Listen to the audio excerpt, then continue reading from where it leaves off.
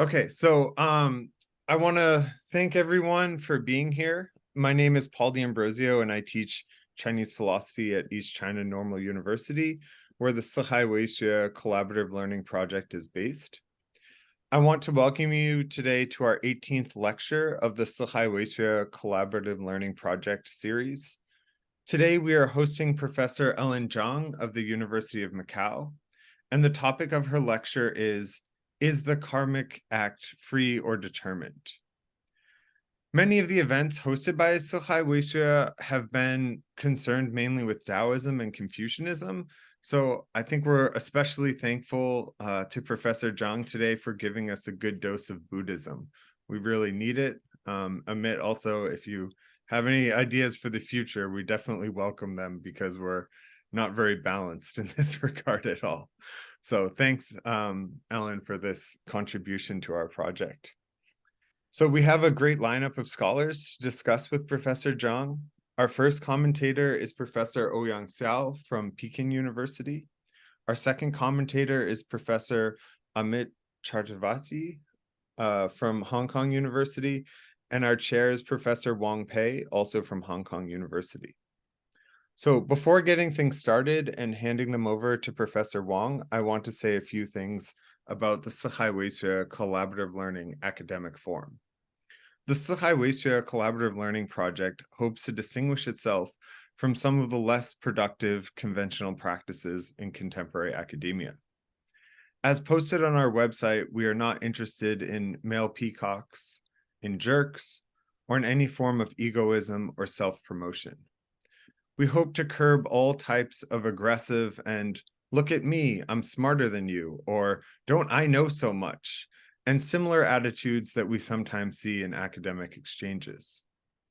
The 四海为学 collaborative learning project seeks to accomplish these shifts in orientation during academic exchanges by encouraging productive communication, humble discussions, real questions, and responses that are open and honest. We hope to foster environments where people truly learn from and with one another. So before introducing our chair, I want to thank Professors Ouyang and Professor Chaturvedi again for their time. And I want to add a special thanks to Professor Ellen Zhang for being part of the 四海为学 project and for being such a good friend of East China Normal University and me personally. Professor Zhang and I have quite different backgrounds, but when I first met her a few years ago, I don't know if this is true for you, Alan, but it was one of those meetings where you felt like you sort of knew someone already for a while. And that speaks to how open and how sort of like really engaging, I think, Professor Zhang can be. She's also someone who sometimes just gives a brief or a very concise sort of comment, but it's usually extremely insightful. So even if it's something small, it's definitely worth considering. She's also someone who doesn't fit sometimes so well into contemporary academia, where you're supposed to do something sort of very narrow and go very, very deep and learn all these things about the minute details of the literature. She's very broad in her interests, but she's always very responsible. Some people are very broad in their interests, but they're not so much worth listening to. Ellen is definitely not like this, so it's really our pleasure, Professor Zhang, to have you. So our chair today is Professor Wang Pei. She's assistant professor at the School of Chinese at the University of Hong Kong. She completed her PhD thesis on phenomenology at the Department of Philosophy at Tsinghua University and was a joint PhD student in University Paris 1. She was a postdoc fellow in the Tsinghua Institute of Advanced Study in Humanities and Social Sciences. She is the co-author with Daniel Bell of Just Hierarchy, Why Social Hierarchies Matter in China and the Rest of the World, published by Princeton University Press in 2020. And she has authored academic articles in English, Chinese, and French, mainly on phenomenology and comparative philosophy. She is currently writing a book titled The Power of Calligraphy, A History political history of calligraphy in China. Thank you, Professor Wang.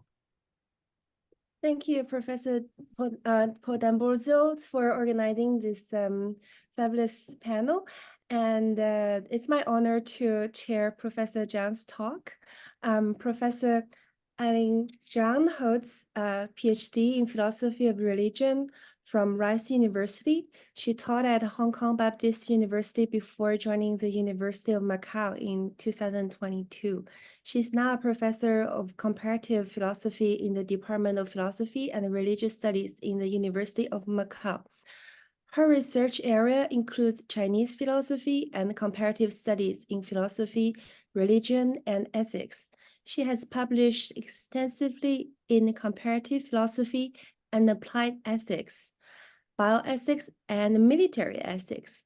Currently, she is the editor-in-chief for the International Journal of Chinese and Comparative Philosophy of Medicine, and on the editorial board on the Journal of Religious Ethics and Chinese Medical Ethics. So let's welcome Professor Ellen Zhang for today's talk.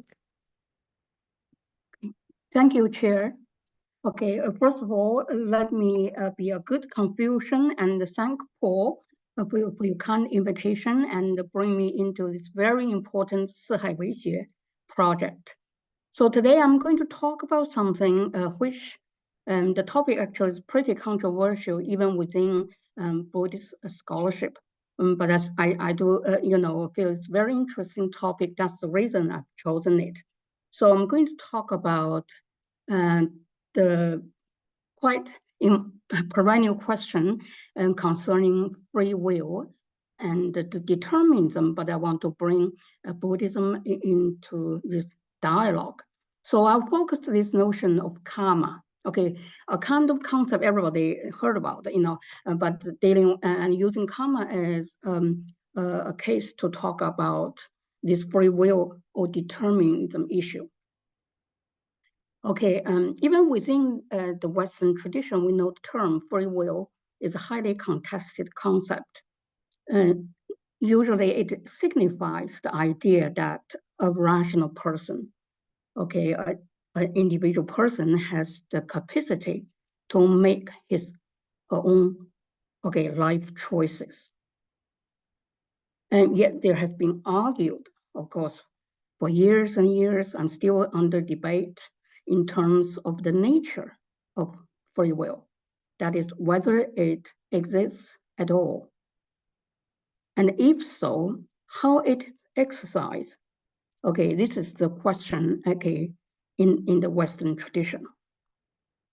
And because it's a compact one, so I try to make it a little bit simple before I want to just jump into Buddhism, but give it a little bit background arguments here. So in terms of contemporary debates, and so we have like basically three positions. We have the free will position. Sometimes people say libertarian, a typical libertarian, like a Robert King's position. Or you have people who argue for determinism.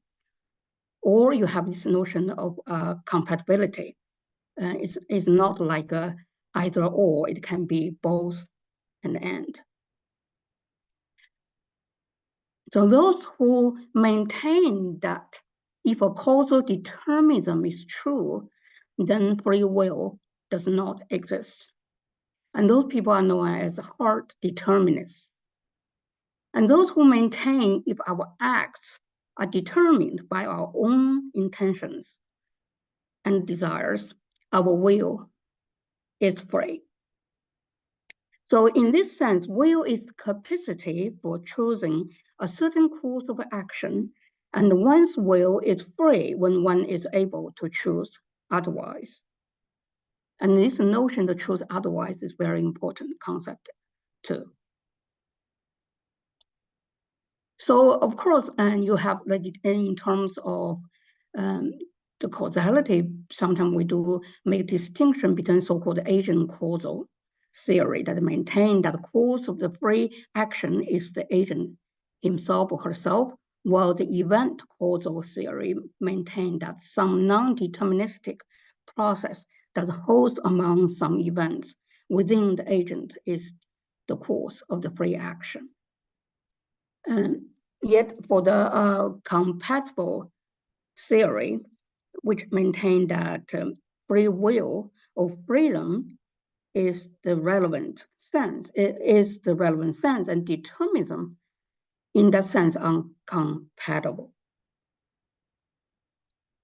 So here you see the debate, free will, determinism, and those who are skeptical. Yeah, I mean, actually, I have to say, in this debate, many people are really skeptical about free will. And so they would argue that we are not free as we think we are. And then a lot of theory about deception theory, some other things, you know, because it's purely, you think that you're free, so it's purely delusional. And then the philosophical view of determinism, we talk about we just talk about really particular hard determinism, will say that all events are somehow determined by factor outside human will. And of course, people will give different kind of factors here. And it may be law of nature, okay, or something like God, or destiny, or like say fatalism, or something else. So let's back to, then I'll bring that question to Buddhism. You know, except those debates, you know, the common debates, I think what makes Buddhism extremely difficult in terms of this topic is that you have this notion of no agency or no self, anattama. So that makes the things even more complicated. So that's why I'm using karma to really argue about this notion of no agency, this notion of free will, whether it's free will or not. Okay, so the common view, and I have to admit the common view is that Buddhism or Buddhist philosophy simply does not have any overarching concept of free will that corresponds to what is found within the Western tradition. I mean, in the broader sense, of course, in Western tradition, you have also different kind of argument on free will. You have theological argument, you have philosophical argument. But anyway, and people would argue, most Buddhist scholars would argue that there are no such a similar term or like a imagined term in Buddhism. And because free will entails at least two things. You have agency, the notion of sense of selfhood, of personhood, and secondly, and it entails the notion of capacity to maintain a rational choice. And that is the faculty of choice or the faculty of and that can make decision, rational decision. So here is the question: where does Buddhism stand on the question of free will?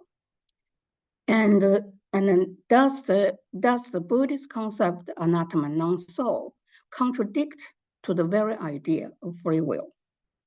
And if there's no agent or personhood or self, who is the one that is free or that is determined? Does Buddhism really have, can we really say Buddhism have a notion of a free will theory? Okay, I'm using FW, refer to free will theory. How in Buddhism, the issue concerning free will, agency, and selfhood are treated in somehow different manner.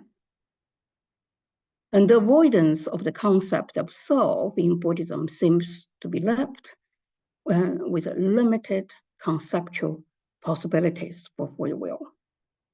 Yeah, I mean, from the conceptual view, if we take the normal idea about free will, as I said, you know, you're dealing with the question of the agency, self, and rational decision and the choice. Otherwise, it looks like it's very, very difficult to argue for the free will theory in Buddhism. So here I give you two examples. Rejection free will conception. That would be, I think, the majority view within Buddhism. First by Garfield.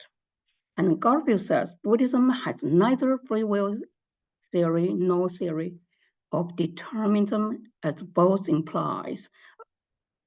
He thinks both these two concepts imply a monotheistic theodicy.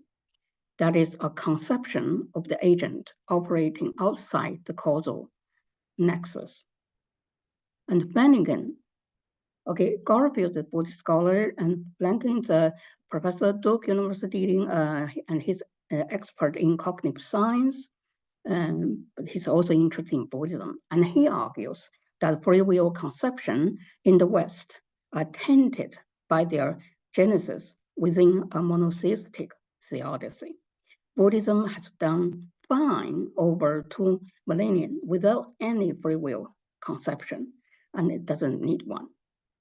And you see here a very typical view within Buddhism for a kind of rejection, completely free will idea within Buddhism. And their argument, they both argue that free will is connected with the theistic tradition in the West.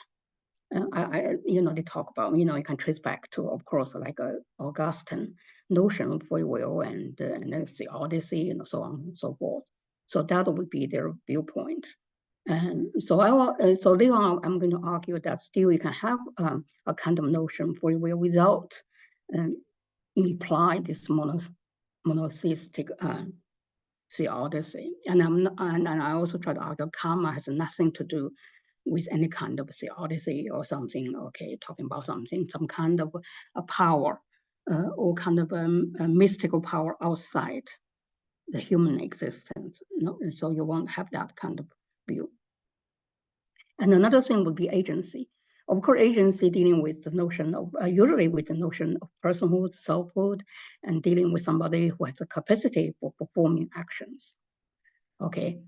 And then here, another famous scholar, Susan Blackmore. Susan Blackmore is both a Buddhist scholar and also doing cognitive science, and she's also engaged a lot with the neuroscience studies, and who also argued that there will be no free will. And her argument is dealing with the notion of course, he will argue there's no soul. I mean, he talked also from the neuroscientific viewpoint, that's no soul and there's no conscious.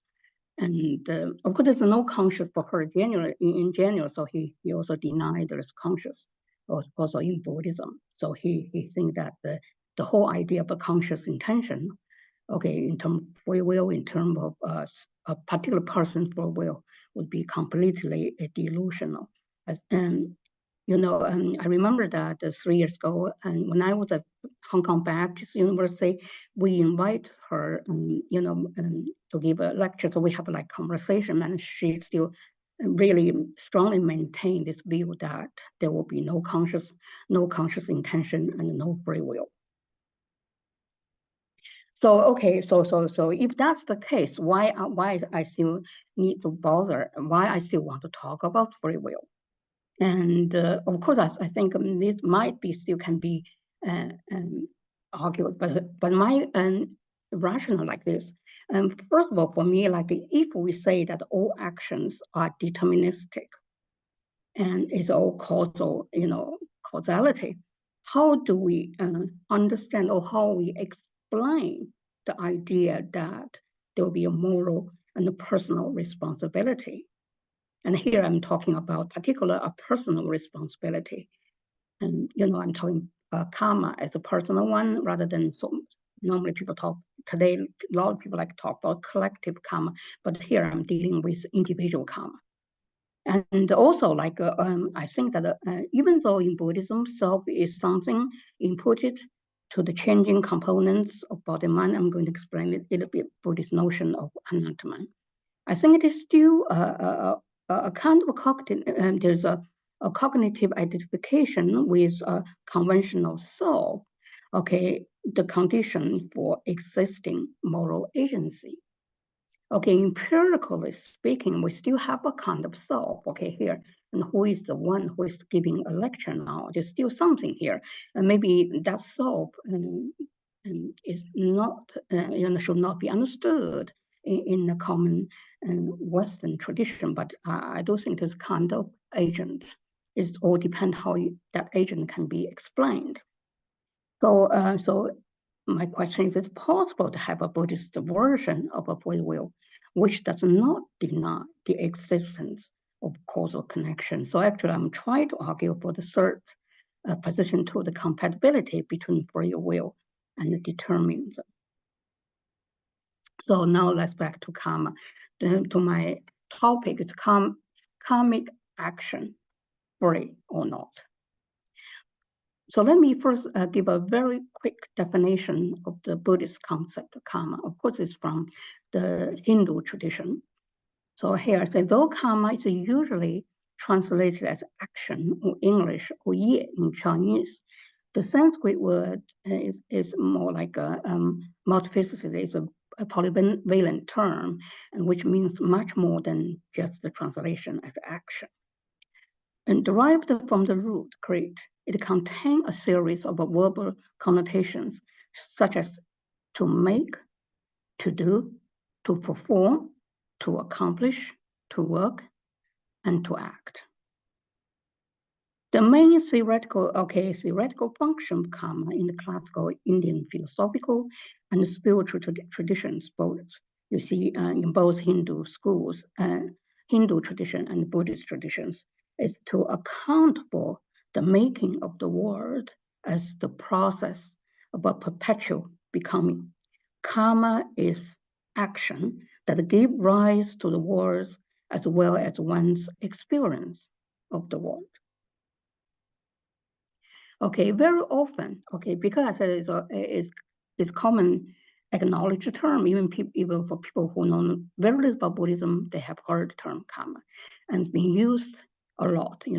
People for some reason, just like to use the term.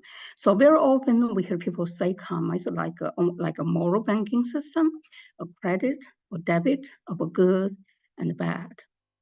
But I have to say that the metaphor here does not reveal the complex nature of the functioning of karma. For the ways of karma operates is much more complicated than a simple credit and debit system. Nevertheless, karma does carry the meaning that every act one performs has the repercussions in the present moment that also react into the future. According to this line of thinking, karma means that there are good, or in Buddhist term, wholesome deeds and rewards for them, and there are also bad, unwholesome deeds, and also the consequence for that. And also some deeds are neutral.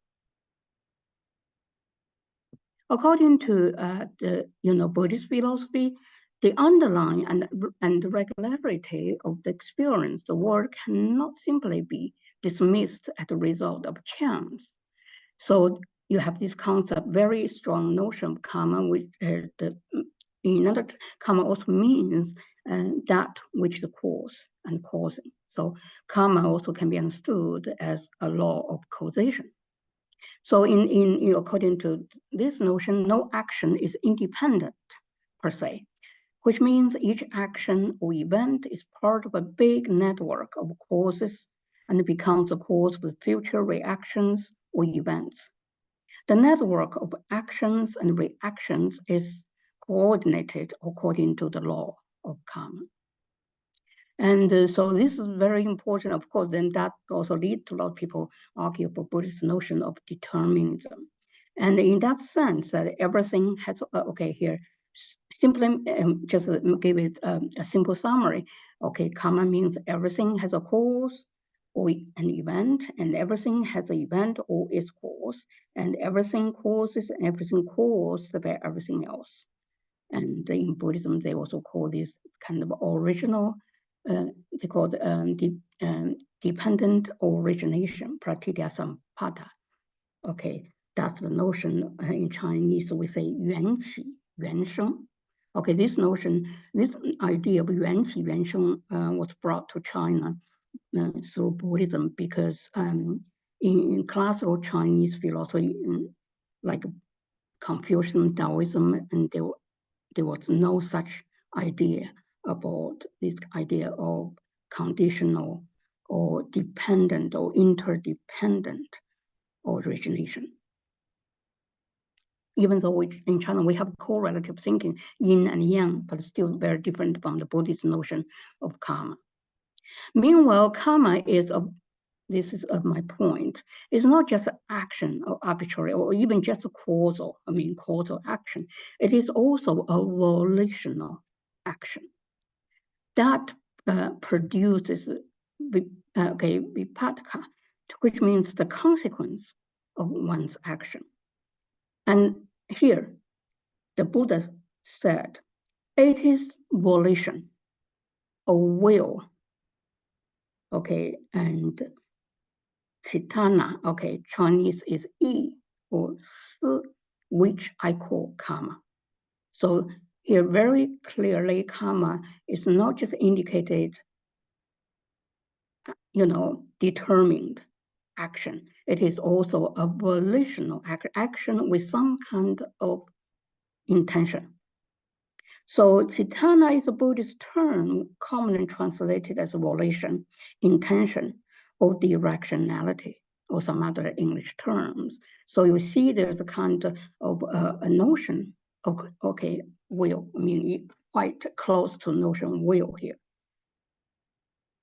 The idea of volition or intention, which produces certain action or the karmic consequences, has a unique perspective into the nature of the self or agency here.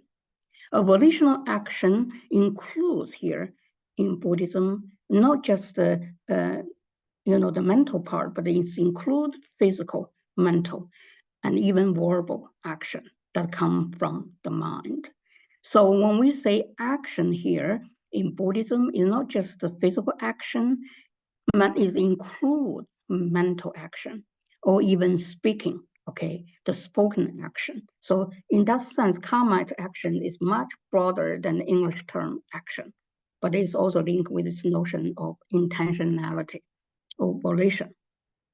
So according to Cohen, okay, Cohen was a well-known Buddhist scholar, and the Buddhist, and he argued that the Buddhist notion of Chitana can be understood as a moral choice. So let me then give a kind of my own a kind of formula of what is karmic action. So as I explained, then we can say karma indicates that first, it is an action. Secondly, it is a causal action. Thirdly, it is causal action that points to a relation. Okay, either consequence or then linked to another batch of causal actions or the results. And fourthly, it is a volitional or willed action, put free willed action. The emphasis is to put an individual action with his or her own volition or intention, and the action as a necessary or sufficient condition is conditioned a single act of a single individual or some function of more than one act of a single individual. That, for example, the moral capacity of the agency action to the date. So what I try to say, of course, we're not talking about very simplified, this linear notion of action, say one action causes one consequence, then cause another thing, reaction. It can be multiple one. And also, like we say, I'm going to explain this single individual, of course, you can argue it's not that single in a sense. It can be also caused by some other things, but still you can figure out there's something, there's still a kind of a person or kind of a will, a kind of intentionality which determines the action.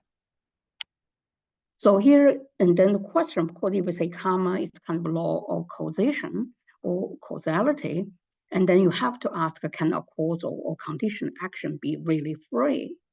And that's my question in the very beginning. Many people say if your actions are conditioned, then the whole idea to be free must be delusional. Or you ask whether the causal conditioning of the mind be free. Okay. Obviously, the Buddhist concern here goes beyond the materialist or physicalist notion of causality in terms of event coherence and causal connectedness. Okay, you see a lot of scientists really skeptical about this notion of free will, purely from the scientific viewpoint. But I don't think Buddhism here and the notion of karmic causality is just try to explain causal event from a purely materialistic or physicalist viewpoint.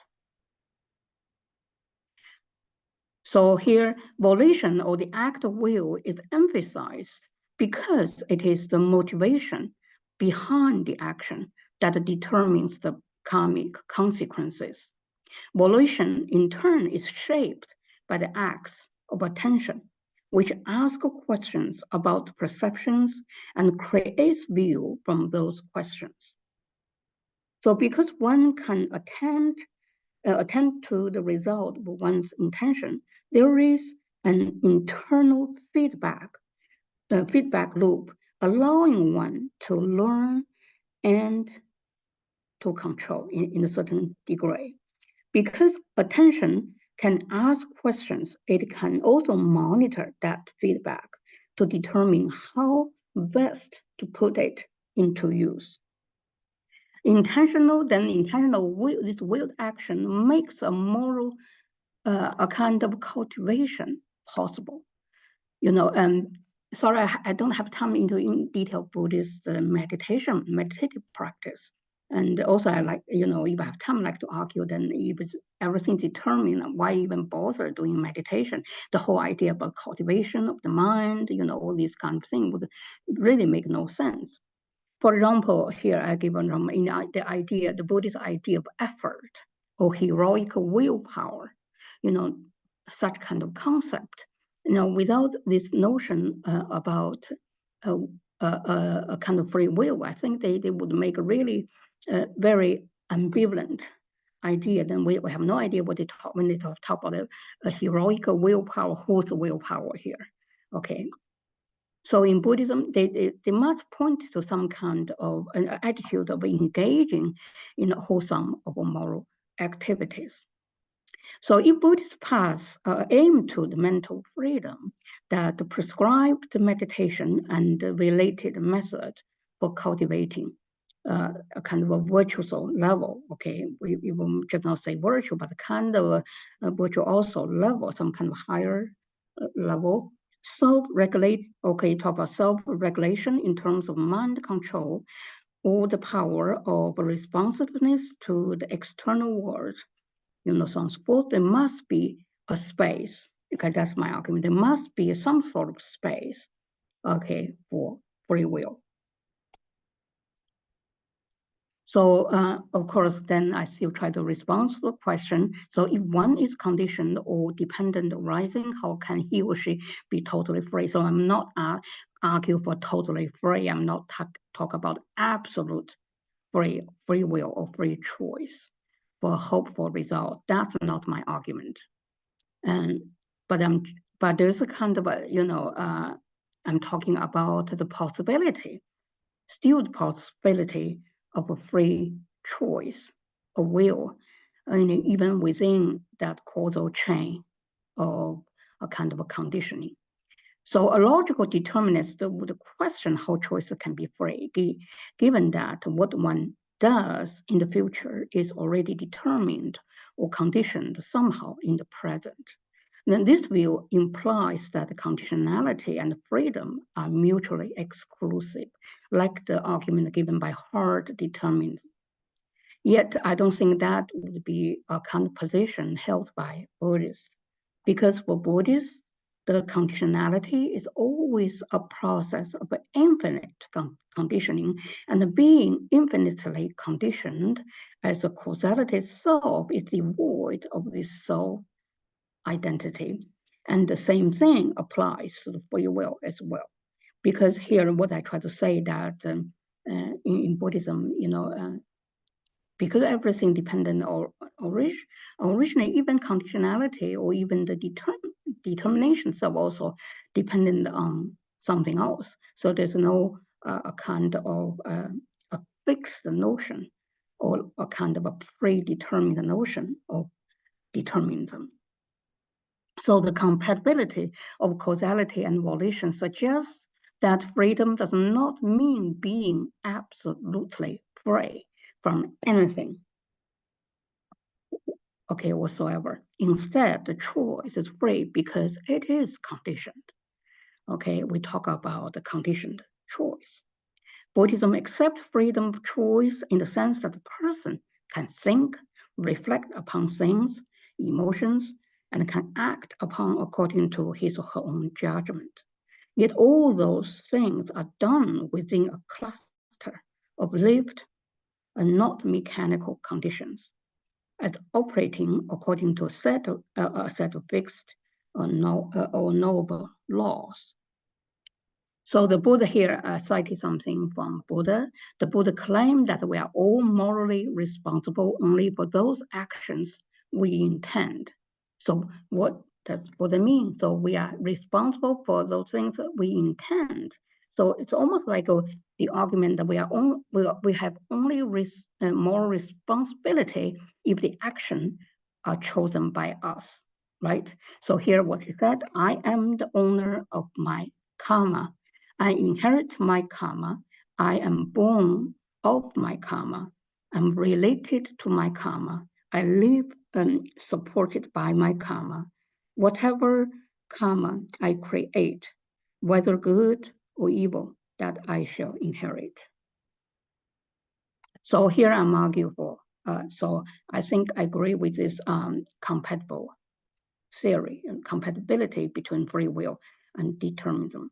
So Buddhist causality is seen as a kind of a cosmic web of a causal condition rather than a linear or mechanical notion of a push-pull causation. The Buddhist doctrine of centrality, on the other hand, in the Buddhism really focus on this notion of the middle path, which means not to attach to extreme position. In this case, it's one extreme position of absolute free will, the other is absolute determinism. And Buddhism, they want looking for a kind of the middle path. So, which means that you try to avoid too extreme view. Okay, let me explain a little bit about this no soul, okay, non-soul theory in Buddhism anathema. Of course, it's within Buddhism, it started as a reaction to a critique of the Hindu notion of anathema. Anathema in Hindu actually is also very complex theory. It's not just about self, it's about link with this kind of eternal, they call it universal conscious. It has a lot to do with also conscious. And of course, Buddhism Buddha does not believe in that and try to deconstruct the whole thing about this notion of eternal anathema. And because linked with Buddhist notion of the nothing in the world has self-nature or inherent existence or eternal existence or self-existence.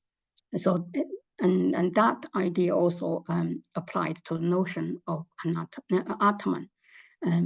Remember, if you study a little bit Buddhism, you know the famous metaphor of a chariot, how this idea that you have this totality of a car, or a chariot, and you have different parts, but you cannot just say what is chariot, unless you talk about the whole thing and also how chariot functioning in a certain way. And that idea dealing with soul, what is soul? Because you don't really have a kind of abstract or a kind of transcendent notion of self, except it talk about different parts, which give rise to this idea of self. And the second thing, that's the one thing. The second level of non-self in Buddhism, dealing with this notion of constant change. Of course, it's an idea, but nothing is permanent, so there's no persisting self. Nothing about us that remain the same at all times. This idea of wuchang, okay, no permanency. Nothing is permanent.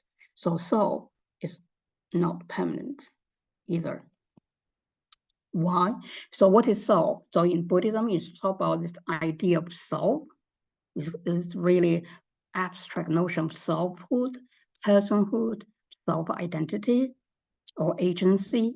Okay, and self-existent agency, they like to talk about what they called the five five interrelated group of processes, or five skandha, okay, that's including, okay, the mental process, sensational process, perceptual process, volitional process. Here you have also notion volitional process and the process of consciousness. And the whole thing, when you see this kind of is interactions of all those different processes which give rise to the idea of self.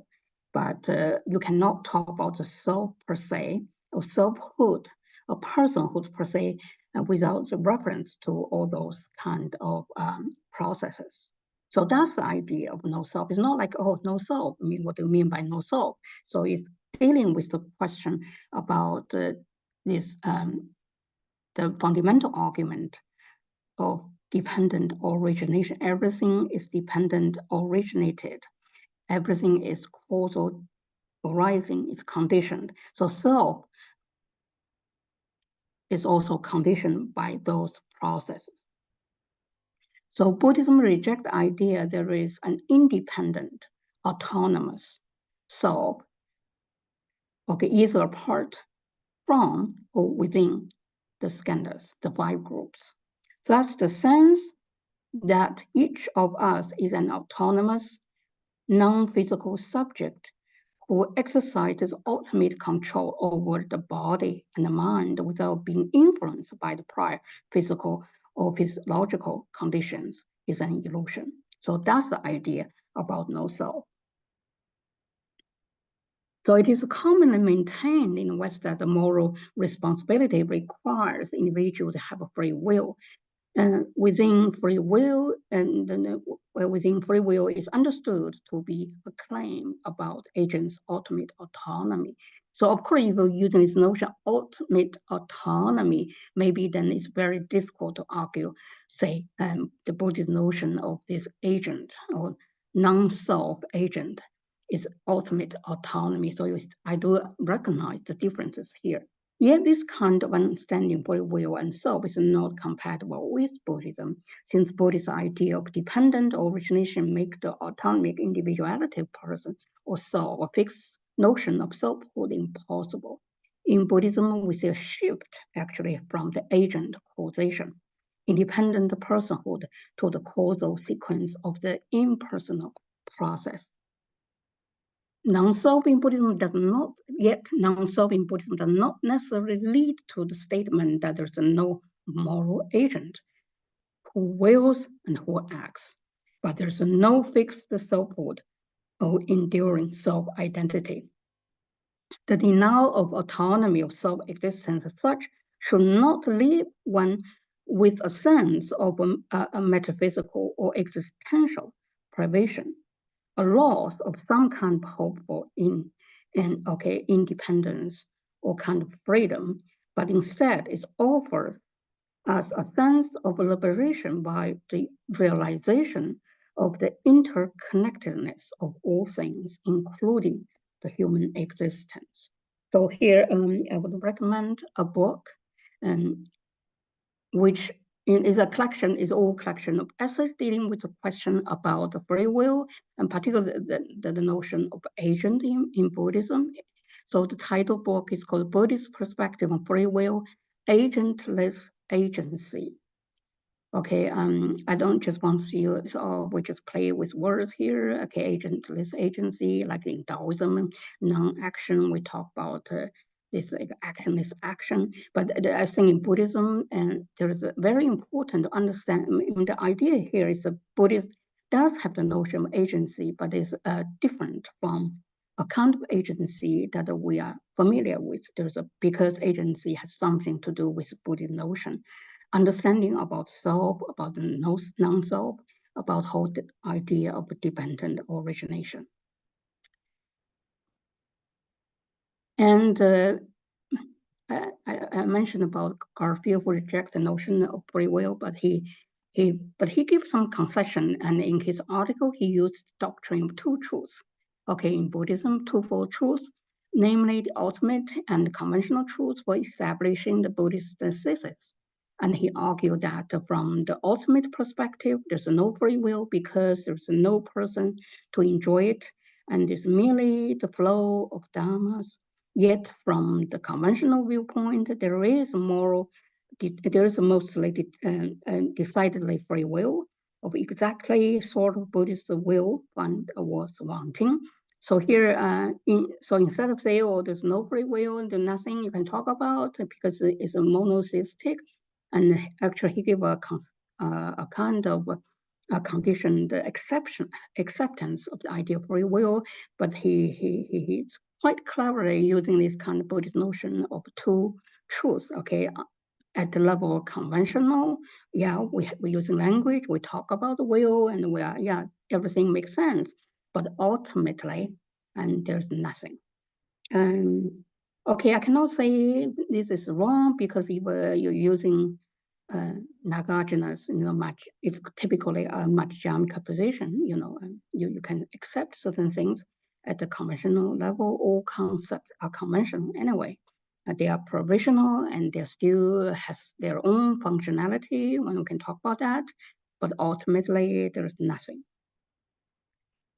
So here is the Nagarjuna, you know the Madhyamika position, and it's typical their way of dealing with the conceptual problem. So you can say it is free, it is determined, and it's both free and determined, and ultimately it's neither free nor determined. But that's okay. Buddhism really care about the conceptual understanding, and they try to say, okay, conceptually you cannot validate anything, even the karma, of Nagarjuna, and ultimately there's even no karma. So what I said here, I still want to talk about the whole thing from the conventional viewpoint, because we're still dependent on language, we're dependent on concept, we try to make sense, so we try to have a communication, and otherwise we just keep silent. So middle path. So free will does not mean it is complete free, and the very idea of free will, just like the idea of God, cosmic connection or justice, is not free from condition. So for any concept, even the concept of God, even the concept of free will, they are also determined, they are conditioned provisional concept. Free will and causal consequences also relate to each other. So my concluding remark: if there's no agent or actor and no action, or the production of the effects does not depend on the intention of the agent, okay, or the actor, then morality and the notion of karmic action and retribution would seem to lose their application. Buddhists use karmic action to call for self-responsibility. At least some of our choices are our own. The question is, how am I, as a causal continua that are both conditioned and capable of acting otherwise, lead to my life in order to respond to my own or other people's suffering? So that's my talk, and here's the reference I talk about. So both the two scholars, Garfield and Glenn, their article from the same book. This book, Buddhist perspective on free will, agentless agency. And there's some other reference that also can, I've consulted for this talk. Thank you. Thank you very much. Thank you, Professor Zhang. Thank you for your fascinating talk. And let's welcome our first commentator, Professor Ouyang Xiao. Professor Ouyang Xiao is an assistant professor at the Department of Philosophy and Religious Studies, Peking University. He was a tenured associate professor at Wuhan University and an Irish Research Council postdoctoral fellow at the University College Cork, Ireland, where he also completed his PhD. He mainly works on comparative philosophy and is interested in various topics in aesthetics and philosophy of art, ethics, and political and social philosophy. In particular, he enjoys conceptual analysis in aesthetic discourse, cross-cultural studies of everyday aesthetics, and anything about philosophy of music. He's writing a book tentatively titled Analytic Aesthetics and Philosophy of Art, an introduction from comparative perspective. Besides academic work, he devoted himself to Chinese classical art such as poetry, calligraphy, painting, and literature. So let's welcome Professor Ouyang for the comment. Thank you very much, Professor Wang. Thanks for inviting me. I have to apologize because of the connection problem. I was a little bit late, but I was able to come up when Ellen was explaining the concept of karma. Sorry for the delay. And Ellen is a good friend and also a teacher. I'm very happy to be a commentator. And for this lecture, I learned a lot. I think, first of all, I feel this lecture demonstrates the merit of comparative philosophy. I think free will, the problem of free will, is a well-known kind of contemporary philosophical issue, and there's enormous literature on this. When I was a student, I learned all this debate, especially from the analytic tradition, but nobody, I can't remember someone told me this is a problem actually deeply rooted in the Christianity. But today, Ellen told us there is some kind of problem, and it might be deeply cultural embedded. It's not just something presented as a universal problem. So I think this somehow demonstrates the merit of comparative and cross-cultural research. We have always, we need to open to different cultures, and sometimes we can be free from some so-called universal problems. And also from my own research, I find sometimes we constantly encounter new theories, even though they are really updates and using these scientific words and use this modern technological experiment to justify their theories. Like, for example, my own research in aesthetics, people using evolutionary theories to justify some theories. But at the end of the day, you find there are some kind of theoretical reincarnation of some very old Western tradition deeply rooted in Christianity. That's something I find something similar, something resonant with my own research. Okay, this is my immediate impression of this talk. And also, I find there is some kind of similar rejection of free will in the Confucian culture. We know in Confucian culture, there's an idea of filial piety, Xiao. According to this concept, people have no real self-ownership. I have my body, I have this kind of human existence because of my family, because of my parents. So I should take care of myself in order to preserve this kind of family property, not just my own property. So because of this self-ownership is different, this understanding of self-ownership is different. Also because of Confucianism, understand human personhood in terms of relational relationality, like something Ellen also mentioned in his in her talk. So we are not just individual kind of autonomous human being, some kind of moral agent. We can act out of our own free will. We always being embedded in this kind of social context, and we are multiple roles in life. So because I think Confucianism has different understanding of self-ownership and also personhood, we don't have this problem of free will or this kind of debate between free or determined. So there's something in Confucianism because of this kind of idea. There is a punishment called 连坐, which means if someone committed a crime, he or she has to be punished. But at the same time, her family or his family has to be punished as well. This is something very popular before the modern China. So my question is there something similar in the Indian tradition? Because we have apparently no real autonomous self, right? So if this is something I would like to know more from Ellen, if there's something similar, some kind of collective punishment because of this no individual autonomous self culture in the Indian tradition. And also, when I read the literature Ellen recommended to us in advance, I think I found a very interesting argument in the Madhyamaka Madhyamaka text. There's a line, it says, the self is neither different nor non-different from the body. And there's a whole argument, but this is one of the line from it. And Ellen is familiar with this, I think.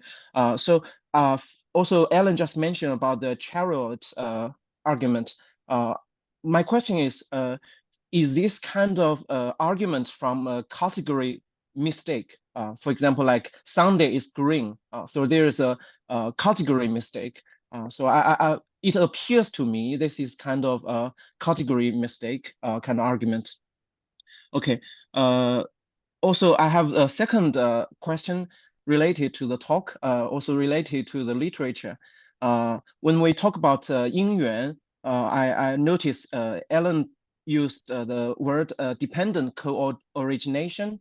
Also, in the reading, I found there's other term, dependent arising. Sometimes we come across dependent co-arising. Also, the author, Ellen recommended use the term dependent origination. So all these three terms, they are similar, but are they the same, or there's a subtle difference between them? Okay, this is my comment. Thank you very much, Ellen. Thank you. So Professor Zhang, wait. I respond now? Would Should you like I to respond now? Yeah, Okay. you can choose. You can respond now. Sure. Okay. Yeah. The first one, when you talk about Chinese notion of this kind of related punishment, 连坐, and I don't think there's such. We have another scholar from a maybe more familiar Indian tradition, but so as I know, I don't think there is a very same kind of punishment in India. I mean, the karma, they talk about the karma already determined who is going to be punished. They talk a lot about how your previous life punished your present life, rather than say, because karma in a sense is very individualistic. Even with that sense of dependent origination, and I have to say that the whole idea of karma tend to be really focused on the individual responsibility. I know that the contemporary Westernized, Buddhism, because Buddhism becomes so popular in the West, and they talk about social responsibility. They also talk about social karma or collective karma. But I think traditionally, in both Hindu idea and in both Hindu tradition and both Hindu and Buddhist tradition, karma tend to be more individualistic rather than collective. Okay, and in terms of you talk about this chariot metaphor, and you said whether it's a category mistake and category. I'm not sure what you mean by that. For Buddhism, of course, is the from one perspective, they talk about, you can say chariot talking about the pothole issue. It's a car, it's as a totality, but you have different parts. But it's more than just pothole issue. It's dealing also how the parts have been related in such a particular way that it can be used as a car. Because with the same kind of parts, you dump the whole parts as a garbage, is still with the same parts, but the totality would be different from a car, from a chariot. So there's something there. So I don't know if we can argue, say this, there's a category mistakes here. Yeah, I don't know how to answer that question. Last question, you're dealing with the translation. I think that people different English translation. And in a sense, they're very similar. I don't think they try to make a subtle or try to make a kind of fundamental distinction by using different English translation. I'm just pick up the one that people use a lot in the study of Madhyamaka Buddhism. Thank you very much. Okay, so now let's welcome our second commentator, Professor Amit Chaturvedi, which is my colleague. Hope we can meet one day, like in 3D form. He's assistant professor of philosophy at University of Hong Kong.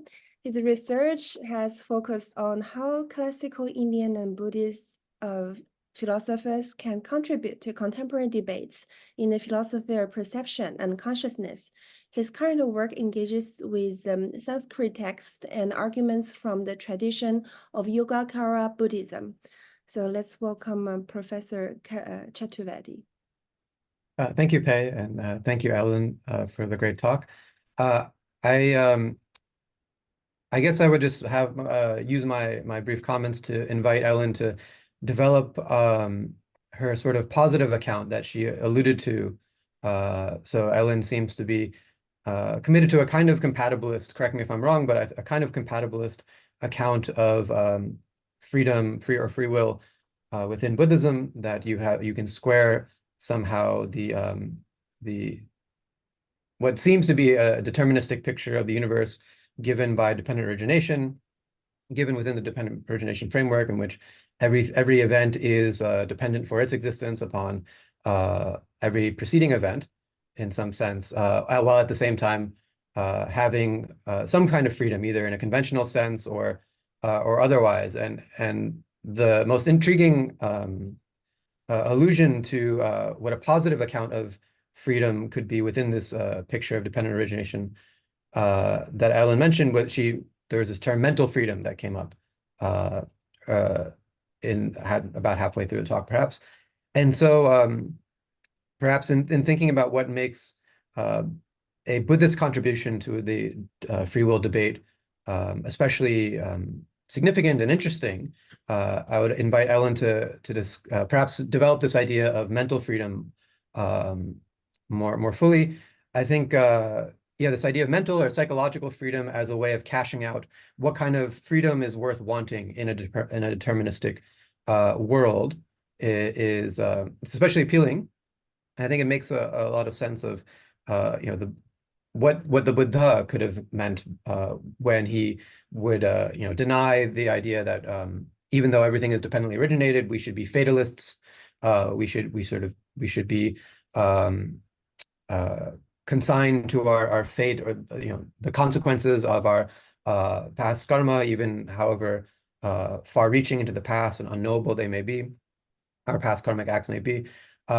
It seems like even if everything is going to be determined, you can still there's still some sense in which you can feel free, or there are certain life patterns, you might say, that would feel more free than others. And one aspect that is worth perhaps integrating into a positive account of Buddhist free will would be the place of what are called kleshas, or kilesas in Pali, of these afflictive emotions, or sometimes translated as reactive emotions. And the resonance with Peter Shawson's notion of reactive attitudes is very appropriate.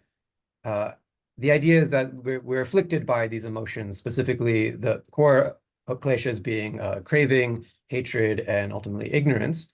And it's in being afflicted by these emotions that we are ultimately unfree in the soteriological sense, where these emotions, their constant recurrence and their conditioning of our intentions and actions, leading to what can be called unhealthy or unwholesome, unskillful actions and consequences, right? This is in the crude sense, we say that these mental factors condition our actions, and these actions are thereby bad karmic actions, and those lead to bad karmic consequences.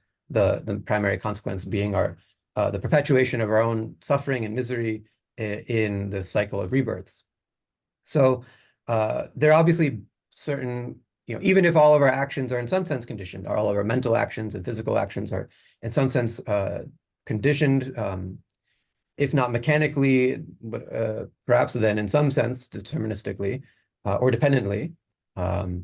Still, there will be some kinds of causal conditioning that will yield to a life that is more conducive to the kind of freedom that Buddhists actually want, and that is freedom from suffering, ultimately in the form of nirvana. So I wonder if Ellen if you can cash out perhaps how freedom in the ultimate sense, freedom from suffering, might give us an idea about what kind of freedom at the individual level or at the sort of mundane level would be worth aspiring towards as a Buddhist. Basically, freedom perhaps from these negative or afflictive emotions, and how that might, in a psychological sense, contribute to a kind of mental freedom, right? A freedom which you alluded to that involves mastery over one's emotions or mastery over one's mind, and how that can be a one way of cashing out a kind of compatibilist picture of free will within Buddhism. Okay, thank you so much, Amit, for really quite rich comments, and which also involves many questions. Let me try to answer. I don't know if I can do, but let me try to answer. You see my argument, actually I argue, I'm kind of like a backward argument. I mean, the reason I say why I bother with free will, even for Buddhism, is quite obviously for a practical concern. Say Buddhism talk about the truth of suffering, and then talk about the path. There's a path, or there's a way for the liberation, from suffering. And then if no free will, then who is on the path? I'm on the path. I'm determined to be on the path, or I'm afraid on the path. That kind of question, come up naturally. You have to do that. Of course, and as I said, then if there's no some sense of agent's free choice or free will, how can we take account for the personal responsibility? I know that some people argue, okay, you still have the moral responsibility without even, without apply to or without allude to the idea of free will. But I think it's free will autonomy, a kind of thinking still very important. Not as strong as in Kantian sense, but I still think there must be something there. Plus, in Buddhism, when we talk about Buddhist cultivation, it's about meditation. Meditate about what? And the primary thing is to study your mental condition and try to control your mind. What do you mean by control mind in Buddhism? Is try to understand why you have all kinds of psychological emotions, particularly those negative or afflictive emotions, and what are you going to do with that? And one of the unique way of Buddhism to dealing with all kinds of human emotion desires. It's not just by, say it's no good, or you have to learn to get rid of. No, that won't help. It's through meditation. It's through to study your mental conditions and to learn how you can somehow to be the master of your own mental situations. And that one eventually, of course, the mental part is not just independent, it's also determine your physical action. So the whole, I said, the whole karmic action is the whole package. It started with the mental, and of course, and you also it will be represented, it will be embodied through your physical actions. So that's why I think that in a sense, free will in Buddhism has a lot to do. Yeah, as you recognize, as I try to imply, it has a lot to do with this notion of psychological or mental, or even a kind of unconscious kind of study, to learn how to be the master of your own mental condition. Therefore, you can be responsible ultimately to your own actions. And I don't want to talk about so-called this kind of a purely spiritual ultimate sense. Let's just talk about it from the conventional sense, why it is very important. Yeah, suffering. Back to this notion of suffering. And suffering here, of course, normally translated as a kind of unsatisfactoriness. You are always in a condition of not being satisfied, which make you feel uneasy. Of course, if you like something, if you cannot get something, you feel unsatisfied, and you get it, it's not as good as you thought. You're unsatisfied. You're searching with people you hate. You're unsatisfied. and people you love, departed from you. It's a lot of what we call today psychological conditions. So that kind of thing, and of course, some other physical things that make you, physical illness, getting old, and then eventually to die. All these kind of things make somebody feel this kind of what we might call existential sufferings. So Buddhism is kind of, I think, practical religion in the sense dealing with how we can somehow to reduce, at least if not utterly eliminate, we can reduce such kind of sense of suffering or sense of emptiness. And I think that then to be free, to how to learn or to cultivate, to liberate yourself from the causes, the root causes of the suffering would be very important. So in that sense, if it's purely determined, yeah, in a sense, I mean, because you are already, because Buddhism not talk about the creative story in the beginning what happened to you, but you are already here. You are thrown, okay, in the high term, you are already with a lot of things conditioned. Yeah, that's true. Nobody come, from the, from slate, from scratch. You are here with a lot of causes and a lot of conditions. But with that, can you do something? So that's the question. That's the ultimate question for Buddhism. So for that reason, I think it is important to talk about. I mean, because free will is the term we are using today. Say so. I try to instead of avoid. Oh, that's totally Western term. Avoid that. Don't try to impose a Western idea upon Buddhism.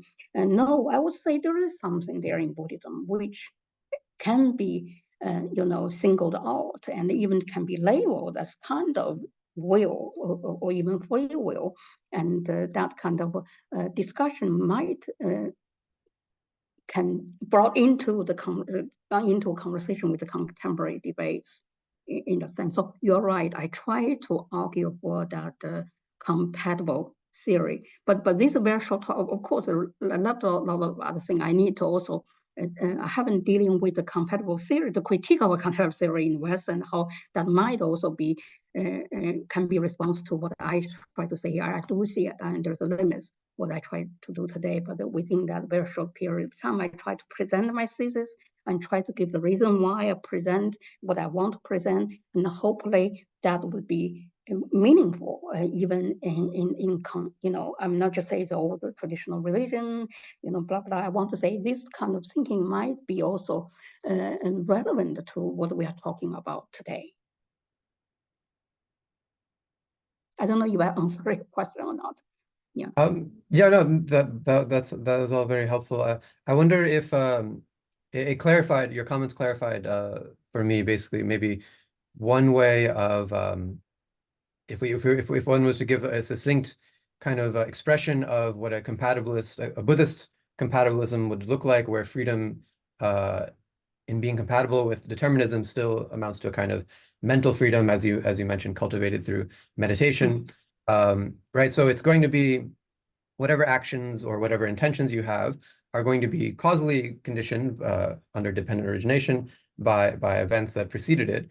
But if your will is going to be free, if your karma or let's say your cetana, your volitions, and subsequent actions are going to be free, then they'll be free to the extent that they're conditioned by certain types of causal events in the past and not others. Namely, they're free if they're conditioned by, let's say, kushala or wholesome or events, mental and physical, that conduce to a kind of mental clarity or mental let's say the absence of mental reactivity in the form, especially of the perpetuation of afflictive emotion. So I wonder if what you might think about a kind of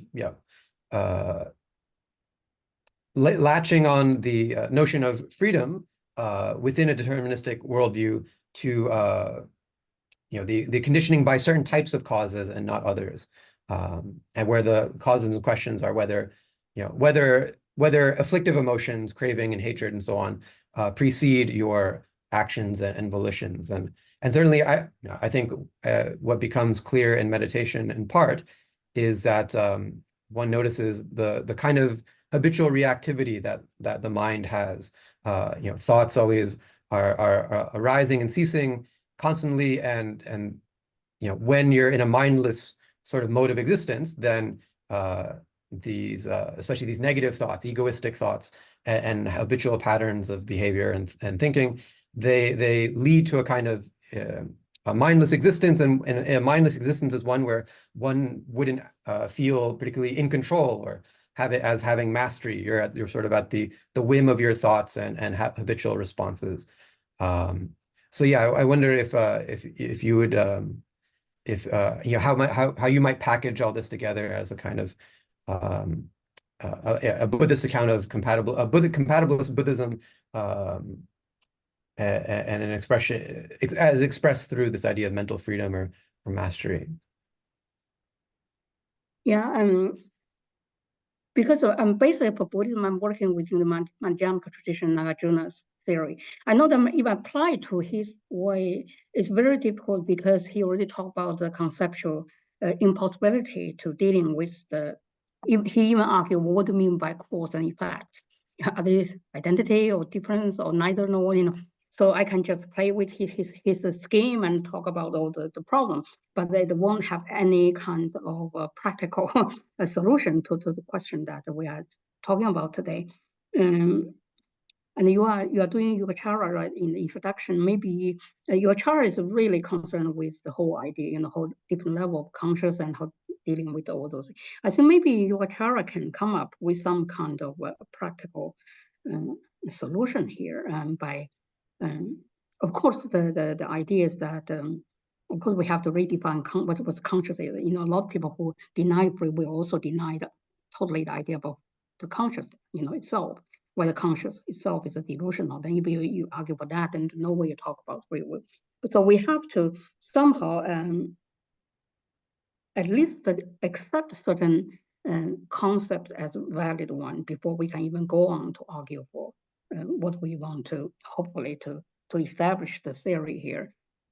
So I still believe that, and to appeal to this Buddhist attention to the psychological mental situation might be a way out, but maybe I need to still work on that. How do we really come up with a very specific, maybe kind of scheme to really dealing with the issue that you just mentioned. By this moment, I just have this kind of preliminary thought, and I need to maybe to go further to see if I can come up with a very specific idea to dealing with the problem you just mentioned here. Thank you. Thank you. Ouyang, do you have any other questions or comments? No, thank you. Not yet. Okay, so any questions or comments from our audience?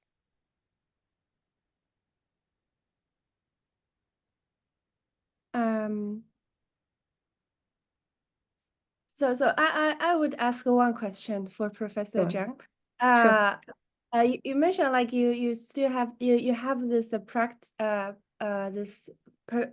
practical perceptions in your mind. So if I just wonder for this young generation now, there is a new trend, like 算命, to know their something of their previous life or get to know why do I suffer so much, something like that, and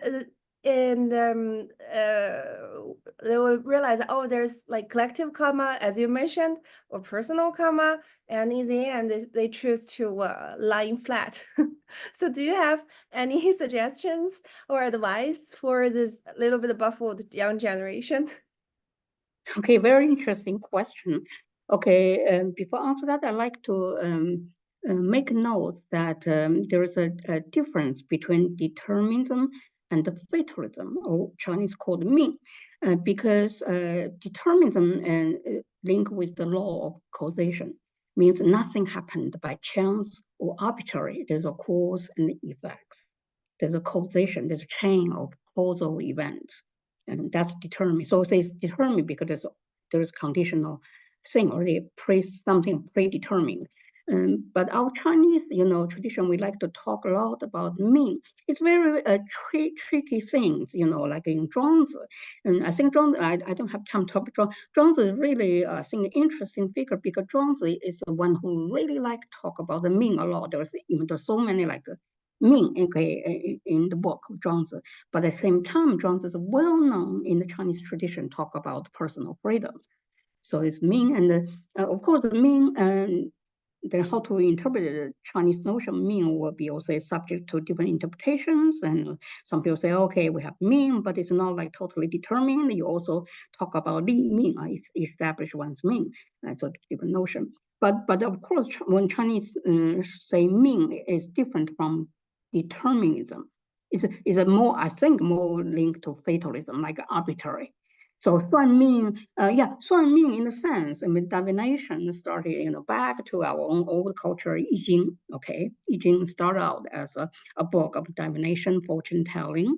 But when you talk about fortune, it sounds like there's something which is determined, and you don't know. But so we need some sagacious person, somebody who has some kind of hyper sensibility to tell you what's going on.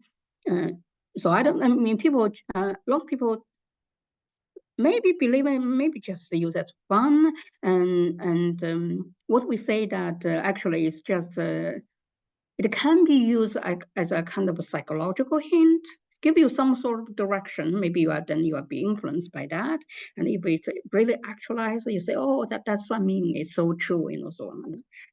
But I would like to still. The reason I talk about free will because I'm a person who wants to believe in free will. No matter how you tell me it might be delusional, I'd like to believe in, if it's an illusion, I want to believe in this illusion that I have a free will. Because that belief itself would make me really be more conscious of my intentionality, and why I want to do something. I always have to reflect upon my mental situation, and also I like to be responsible for all things. I pay. I'm not saying that no other external beyond myself kind of social factor. I'm not denying any kind of social issue, but I don't like a kind of situation. I'm not sure about China. I don't want to say China. Say in the United States. I lived in America for a long time, and I really hate. Maybe some people disagree, but I really hate the fact that the people nowadays, young people, always blame society. Say it's not my fault. It's not my fault. It's okay, other people's. Okay, my parents. Okay, my teachers, society, everything. I mean, everybody's fault, but not mine. So I call this mentality the mental victimhoodness. I'm always the victim. And nowadays we try to be sympathetic. If somebody is a victim, we must be sympathized with that. So for that reason, I really like the Buddhist idea of karma. Karma, okay, you need to be, hey, wake up. You have somehow to be responsible for what happened to you. So I would say that to young people, laying flat, maybe also have certain gesture of a social resistance or a blame society. I think the reason nowadays, given the economic situation for young people not to be not happy with the current situation, and so that's okay. But I don't think laying flat is a really a true solution. You still like to. Whether you are Confucian or if you are Buddhist, there's a way for you to try to still say that it's my life. Okay, I am the one, I am the master of my life. If say life is a journey, I'm the one, no matter how hard it is, you have to be. Say, you cannot control the society or other people, at least you can control yourself or your own action. So that's my question. Yeah, it may be too harsh for young people, but that's like what I like to say. Thank you, Professor Zhang. So is there any other questions? If there is none, let's welcome Professor Zhang for the okay. Daniel, yeah, please. Yeah. Hi, Ellen. Thank you very Hey, much hi. for that great presentation. I have something I wanted to ask that is somewhat related to the conversation you had with Professor Chaturvedi about bringing sort of awareness to the, I guess, mental habits that one has. And this is related not only to meditation or the karma, but you also see this problem. I would say it's more of an academic problem than a life problem pop up, for example, in discussion about philosophical critique. But it's this, I guess you would call it this tension between real life experience of, for example, in meditation, getting to a state where you're able to see your habits of your mind, and just by bringing awareness to them, some of those habitual patterns tend to kind of dispel away naturally. But I guess, in academic forums, the statement that, well, if we just bring our awareness to them, that's enough, is somehow considered like insufficient or not satisfying. So I'm wondering how you might discuss that phenomenon of simply by bringing awareness to these mental habits and thereby having them naturally, I guess, dispel away. How could you discuss that in an academic forum in which that type of explanation is considered sort of unsatisfying or not academic enough, so to speak?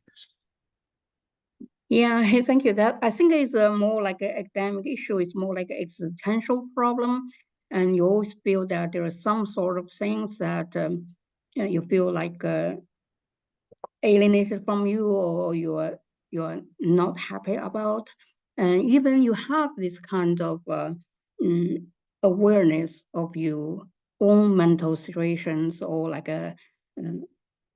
things that form how your mental situations have been influenced or formed by things around you, like a kind of the context and everything. It doesn't mean that you have this a kind of a maybe like this kind of a one deal kind of solution that that can resolve all the tension that you have.